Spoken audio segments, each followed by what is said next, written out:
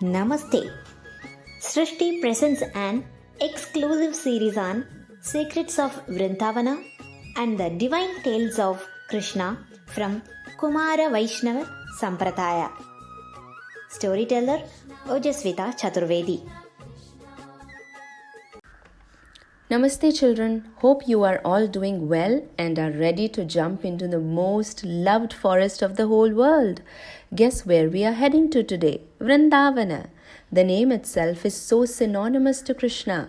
Vrindavana just rings bells about little Krishna's leelas in everyone's minds. So today I will try to tell you just a little bit about the Vrindavana of ancient times. The 12th forest today, Vrindavana. After the Damodara Leela of Krishna, when Mother Yashoda tied him to a mortar and he pushed it through the twin trees, causing them to fall, the elder Gopas had a meeting. They discussed that the Mahavana area was becoming rather unsafe for their little children and migration was necessary. After contemplating, Krishna's uncle Upananda suggested that they will all move to Vrindavana. Bhagavatam describes Vanam Vrindavanam Namam Pashavyam Navakananam Gopa Gopi Gavam Sevya Punyadri Trinavirudham. This means that the great Vrindavana forest was spread through a large geographical area and had many mini forests in it. Very much suitable and loved by the Gopas, Gopis and cows, it had the Govardhana hill and Yamuna river within its territory. The present-day Vrindavana seems to be a very small town, which is actually the main Leela Bhumi of Krishna. But anciently, Vrindavana was spread through large areas. The Govardhana hill was also included in Vrindavana, and it stretched even up to the present-day Nandagaon. Most of the cherished pastimes of Krishna have taken place in the current town of Vrindavana. I shall summarize them for you.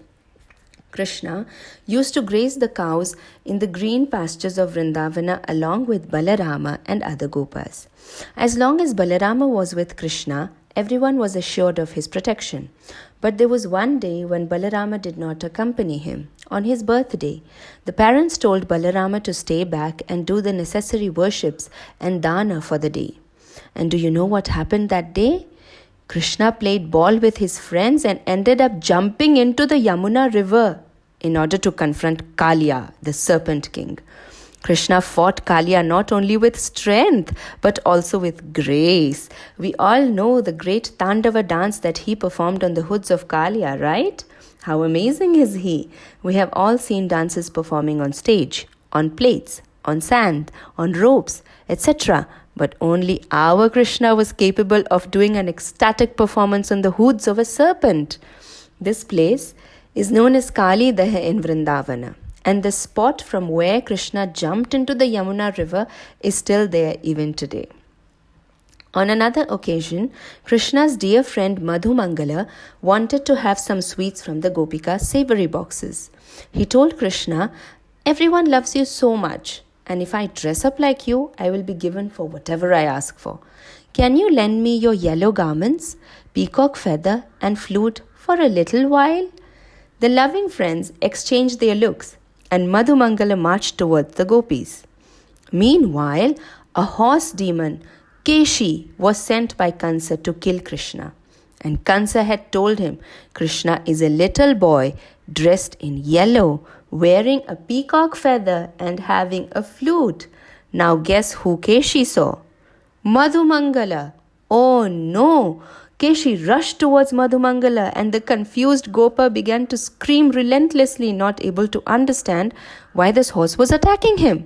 Thankfully, Krishna arrived at the spot and fought the demon with minimum effort, killing him at Keshi Ghat, a beautiful ghat or bank of Yamunaji. Do visit it when you go today. When Krishna performed his leelas with the gopis of Vraja, the devata of love, Kamadev, felt that he had even conquered Krishna himself. False ego slips in the mind through the tiniest possible holes. So you also better be careful at all times. Now Krishna understood the mind of Kamadev. Before he performed the very famous and respectful Rasa Leela with the gopis, he stood on a small hillock and confronted Kamadev. He called upon Kamadev and challenged him, saying that as easily he will be sporting with the gopis, he could very easily detach himself as well, just like a sannyasi. And that is why, in between the Rasa Leela, Krishna momentarily left the scene. He reappeared when the gopis cried and prayed to him. But through this small Leela, Krishna defeated Kamadev by showing him that he can be the best of a lover and a sannyasi at the same time. The place where Krishna called out for Kamadev is known as Madanater, or the calling out to Madana or Kamadev. The great Rasa Leela, the stealing of the gopis' clothes at Chiraghat, the conversation of the gopikas with the bumblebee at Bhramaraghat, enjoyment with the gopas and gopis in Kunjagali, Managali, the confrontation of the gopikas with Uddhava at Gyanagudadi, Vrindavana is incomprehensible.